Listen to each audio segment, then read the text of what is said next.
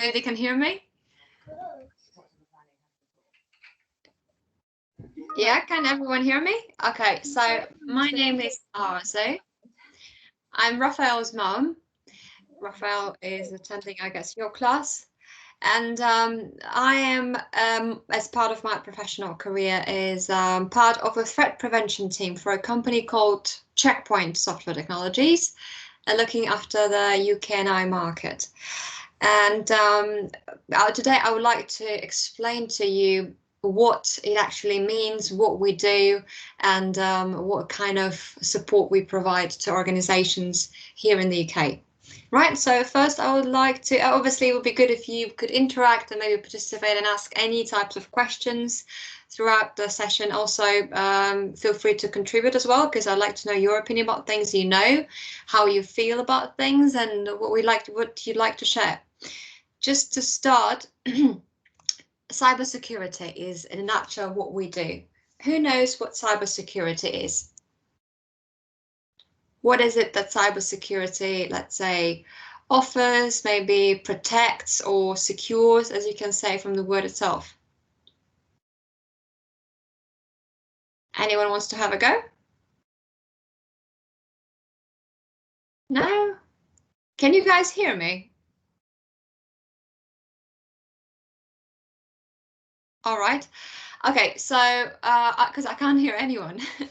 So cybersecurity is, let's say, anything you access or open on your computer, on your mobile device, let's say on your iPhone, anything you do, for instance, to access your emails. So all of that all together is called, or the way we protect all of these accesses and all of this information, which is stored on your mobile phone, which is stored on the inbox of the mail of the email provider, or the data or the information, the photos, the things that you, for instance, create, the documents, the files that you use on your computer.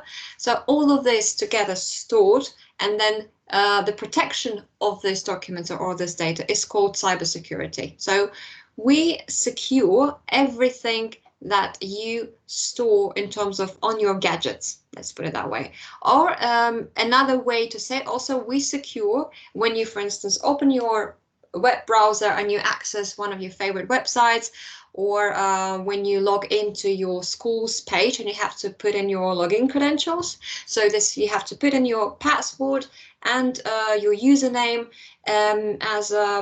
in order to get access to your school website. So the access to the school website is also part of cybersecurity. So anytime you open the internet, your computer, and you access the internet, and you access a specific web page on the internet, it also needs to be secured. Because why this is important? So why this information, which actually needs to be secured? So imagine you go to let's say a Costa Cafe or Starbucks, right? So we sometimes go to Starbucks and we sit down with our iPhone or mobile phone, and we then don't have enough 4G on our phone. And what we do, we access the Wi-Fi, right? So we access the public Wi-Fi, which is not always secured. What can happen is we have some bad guys or people who would like to steal the information which we have on our phones. So how they do that, they create what we call a bad Wi-Fi, which does not have any password protection, which will allow you to automatically log into it. But what they will do, they will not actually provide you with a Wi-Fi access. No, they will provide you, they will still or intercept all the traffic that is coming from your phone to the Wi-Fi network itself, and they will try to steal your information. So why is information on our phones is important? What do we actually do with our phones? We know that our parents often access, let's say, banking applications in our phones, right? Which is correct. You know that we have very dear information to us, like photos of our family members, of our sisters and brothers. We have important stuff sometimes that we store on our phones, right? So all of this information is important to us. So everything which is important to us can be also of some specific value to some other people, some bad guys who can use it against us. So what they can do with, for instance, if they steal the information which our parents use to access their banking applications on the phone, they can steal the money from that bank account, because if they have the password and they have the login, that's it. Here we go. So obviously there's more to steal. We all use our phones not only for fun stuff, but also for important stuff, like it's often now used to work with. So we access our company's emails, we have important confidential information stored on our phones very often as well. So all of that is or can be of great importance for the bad guys. So what they do, as I mentioned, it's important to make sure that those threat actors or malicious actors or bad guys or cyber criminals, you can call them however you like, but they are actually criminals. They're not doing any type of physical abuse, they're not hurting anyone physically, but what they do, they try to steal the data from our phones, from our computers, from our networks, from systems, and etc. So those people needs to be stopped. So this is what cybersecurity does. Now, when I say that I work in a threat prevention team, is a team that makes sure that those bad guys don't steal anything from big companies. So we don't really deal with individuals, we deal with big companies. That big companies can be public sector. These companies can be councils, governments, airlines, I don't know, you name it. For us, the other day we had a conversation with Jamie Oliver, because they're a big, obviously big known brand, and they have lots of information, lots of data, lots of, well, some money which can be stolen. So we make sure that the threat actors don't get to steal any data. And Checkpoint is a company which has been doing, is a security company, or which has been active in the information technology field for over around 30 years now, and they have been doing what they're doing for very long time. They actually have been, they were at the time pioneers of all of the security business and security technologies. Yeah, so obviously this involves a little bit of technology, so programming, software development. We need to know exactly how this malicious or threat actors will be, so what tools they will be using, what programs they will be using in order to steal data. When we know that, we can create the antidotes, or let's say we can create the technologies which stop them from doing what they're doing. Does it make sense? Because I can't really hear or see anyone. I'm just going here with the flow. I'm not sure if anyone can hear me. No. So just to give you one very, I think, relevant example of what we have been doing in the past 12 months is protecting the NHS. And how do we do that? For instance, NHS, when the pandemic started, and actually throughout the entire vaccination program, they have been storing lots of very important information on their laptops. So NHS workers, nurses, doctors, they use laptops, right, to store information such as vaccination dates, information about the vaccination program itself, testing information, or things like personal information about specific patients. So all the patients' names and data and things like that are stored on the NHS network, which is accessed by the NHS employees. And those NHS employees usually access the network using laptops. So those laptops need specific protection. So this specific protection is called endpoint protection. So software technology, Checkpoint Software Technologies, or us, so me and my counterparts in the UK and I, we've done a very hard job. I mean, it was not an easy thing to do, because NHS has lots of different endpoints and lots of different clients and lots of different computers to secure. So we had to have lots of meetings with NHS in order to understand what is the best way to protect their data, and how we can make sure that threat actors or cyber criminals don't try to steal what is important and actually is important for the whole nation. So we could say that we played a very important role in helping NHS save lives. So in helping them deal with the whole pandemic throughout the testing, throughout the vaccination program in a very secure way.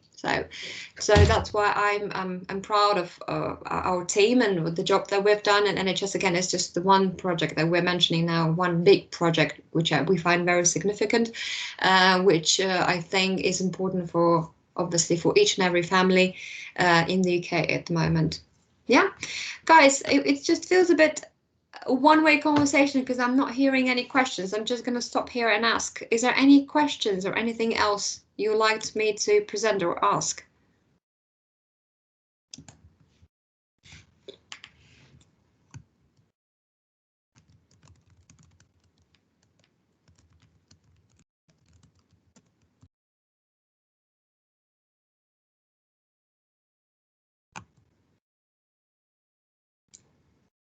Mr. McIntyre, you can maybe type the questions in the chat window because I'll be willing to, I'm more than happy to answer them like that.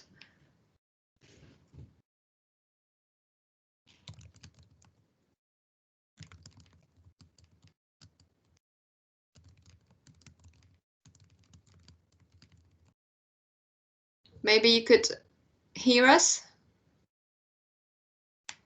Sorry. How can I know if a website is safe? That's a very good question. So we have what is called HTTPS, which is the safe protocol, which is used for website. We normally inspect what is called traffic in and out a website to understand that if this website is safe. So how this website communicates to other servers, if it's connected to a malicious server on the network, or if the server it is connecting to is clean. Another way to know if the website is not safe is by the reputation. So what we call the reputation of a specific domain. So the websites that are created on domains, and each domain can have a reputation. So if it's a bad domain, it will have a bad reputation, and normally we would be able to see it, understand that it's a bad domain, and by understanding that, or before we actually when we understand that it's a bad domain and it's not a safe website, the access to it will be simply blocked. So imagine you want to access a web page and it's deemed as malicious. So what we will do, our technology, what it does, it will simply block the access. Just the user will see a blank page with access blocked on it, and there will be no. So the website will not be available for access. Basically, does it make sense?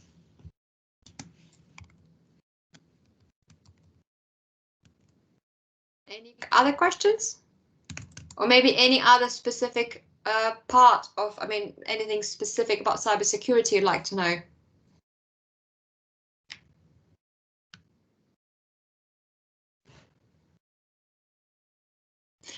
For instance, again, we have things called, for email, for instance, we have, just to give you a very quick example, in the past 12 months, there have been lots of what we call phishing emails. So phishing emails are emails which are trying to fish you, just like you're going fishing and you're trying to get the fish to catch the bait.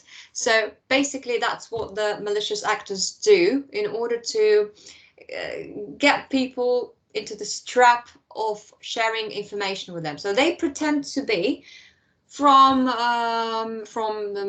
HMRC, from, let's say, from the UK government. They can be pretending to be from, I don't know, from your friend even. So that's called impersonation. What they will do, malicious is bad, so not good. Something which is not safe, not good, or is equivalent to bad is called malicious. Yeah. So malicious, we say malicious website, malicious password, malicious link. So phishing websites or phishing emails will contain a malicious link. So that malicious link then leads to a phishing website. Phishing website can look, let's say you receive an email which says, okay, click on this link in order to activate your LinkedIn account or your Facebook account. And if you don't do so, your Facebook account will be deactivated within 5 days. What we do, most of the times we will actually click without thinking, and we will click on it, and then a page will appear which will look exactly the same as the original or legitimate Facebook website, but it isn't. It isn't, and we won't be able to detect unless we have a technology in place which would block this type of access. So what happens then? We put our details, our login and password, or whatever other information we need to put in. We're asked to fill out on that specific page, but this information does not go to the good or legitimate website. It goes to the malicious threat actor. He's gonna see all the information that we're typing in the background, and then they can take this information and use it elsewhere. So they can, by that, break into our email account, they can break into our Facebook account, they can break in, if we use the same password, for instance, for Facebook, for email, for something else, they can break in for all the websites that we're using. So that can be dangerous and devastating and very frustrating when it comes to individuals or people like you and myself, but it can be extremely dangerous when it comes to, for instance, big companies, organizations, because they will be losing lots of money, they will be losing lots of reputations and lots of partners if they and trust, mainly if it comes to that. So that's why avoiding phishing emails, that's why the advice is, do not ever click on any links of an email that you don't know, or if you don't know where it's coming from, or if it looks somewhat, you need to have this gut feeling. If this email doesn't look really nice and clean, and it doesn't seem to be from your school, or it is not approved by your parents, if you have a doubt, speak to your parent before you click on any links. Another thing, don't download any files that you don't know where it's coming from websites. So before you download a file, also make sure you speak to your parents. Applications, we have this thing of just downloading applications on our phones to play this game and that game from Google Play, from App Store. Applications can contain lots and lots of malicious content, bad stuff. In the background, when you're downloading an application, it can actually have access to your camera, and there can be spyware installed, so people will be able to see everything you're doing through the camera without you even knowing it. So make sure you do not download any applications which don't have reviews from any unknown websites or unknown sources. And also, again, make sure you speak to your parents before and ask them for authorization before you download anything on your phone. So anything you do which has to do with internet and any of your gadgets or email applications needs to be done in a safe way, because there can be, unfortunately, consequences. So we need to make sure that we keep ourselves so that we are aware of the reality and that we're safe. Yeah. Any more questions, guys? How are you enjoying it? Is it something that interests you at all? Cybersecurity.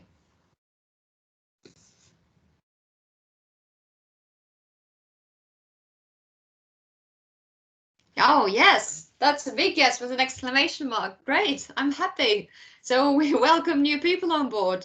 New talents are very welcome in our industry. So whenever you are grown up enough, you can apply, obviously, for, after you've done your university degree, etc., you can apply for some IT and technology related courses or certificates and join, any big company, can be Checkpoint, Cisco, or anything else. Any questions, guys? Or anything you would like to share, let's say, anything you'd like to tell me? Even if it's not a question, anything you'd like to just maybe share about something you've experienced, something you've seen, something that worries you.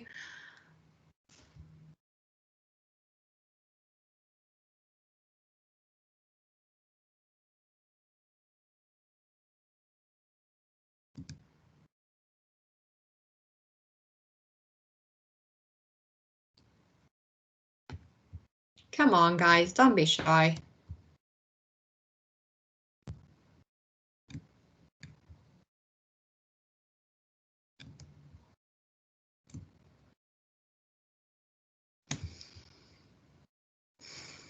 not sure if I'm seeing the chat. Do the same. Oh, so do the same people who make fake websites also make spam calls?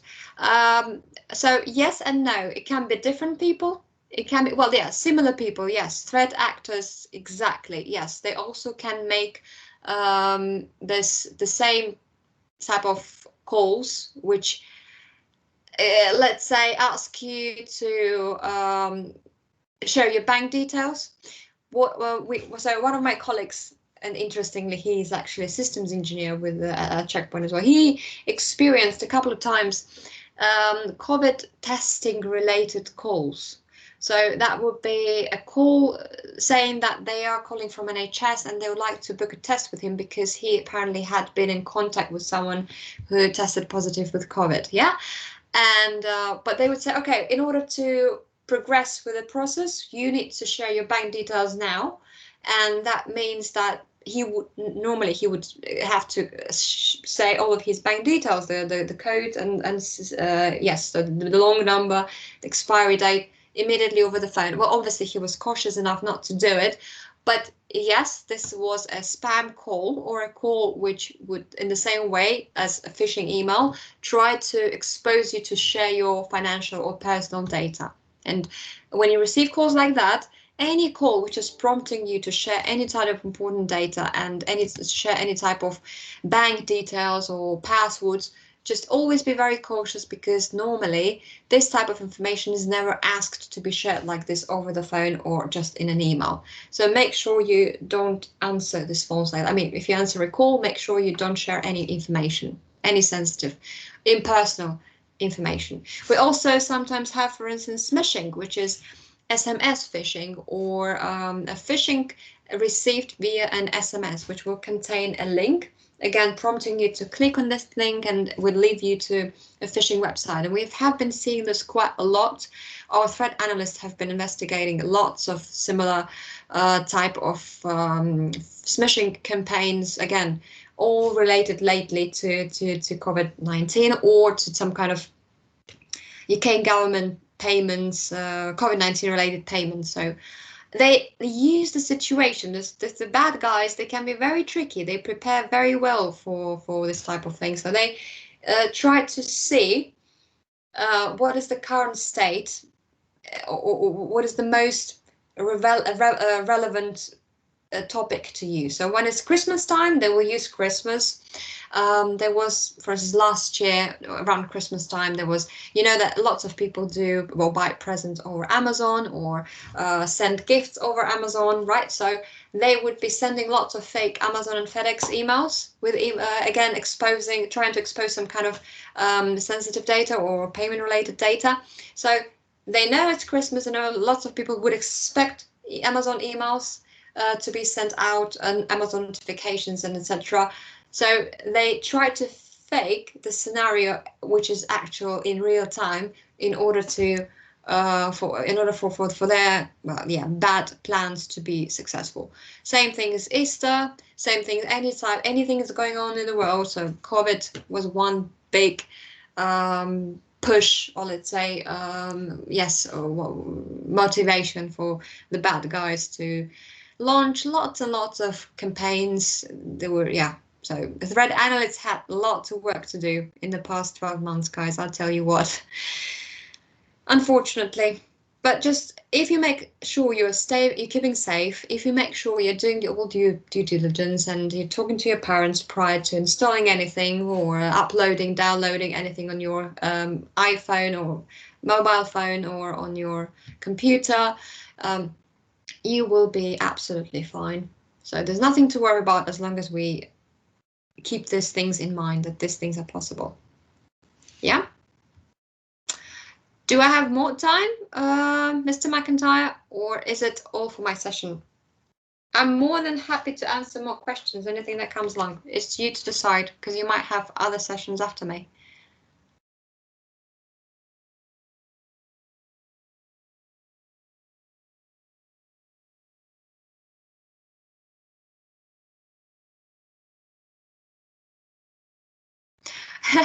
That's a good one. If I've ever been hacked myself.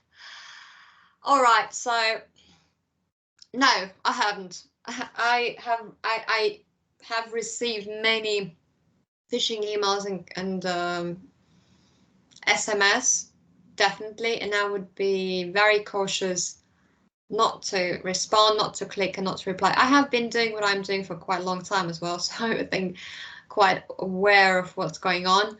I have background in economics, but I've also started. I've been in IT, cybersecurity business for some time now, and knowing what that means, knowing what campaigns are out there and what threat actors are trying to achieve, I would normally be very cautious and not really click on anything. So no, I have never been hacked myself. No, that's the answer. Doesn't mean that it will never happen in future. Numbers and emails. Yes, they can find any personal information, absolutely any personal information from either a database. So imagine there was British Airways was hacked some time ago, a couple of times. So when British Airways was hacked, all of the personal information of their passengers was stolen. So someone knew all the names, all the email addresses, all the phone numbers, and all the bank details of those passengers. That was called, this kind of thing is called data breach. So when the data breach happens, is a company which is supposed to keep the information of their customers safe and secure hasn't managed to do that, and this information has leaked out to third parties. In that case, the threat actors were able to gain this information. So in that case, they will have their database with all the emails and phone numbers that they can use to hack those potential customers. And another way to do it is actually just accessing your Wi-Fi. So when you go to Costa Cafe or Starbucks, you access a malicious Wi-Fi network. They can see everything what's going on your phone. Basically, you will open your email, so your inbox on your phone. They will have access to your email address, to all of the emails, to all of the email addresses of everyone you are sending emails to and receiving emails from. So never access a Wi-Fi network if it does not require you to put in a password. So that means unprotected Wi-Fi networks can be very dangerous, and that can mean that there's someone else behind it actually trying to steal some information. So be very careful with that. Does that answer the question?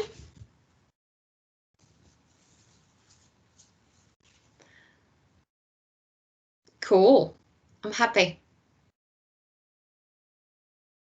That's I think that's all, Mr. McIntyre. I'm happy. I'm very thankful myself that you actually invited me for for the session to be part of it, of the Aspiration afternoon. I'm really happy to be able to contribute. I hope it was interesting. I hope it can be also useful, that you can use some of this advice, tips for in the future for yourselves. And if you have any further questions, let me know. Outside of that, I'll be thanking you all, and I'll be probably logging off, if that's all right. Thank you, everyone.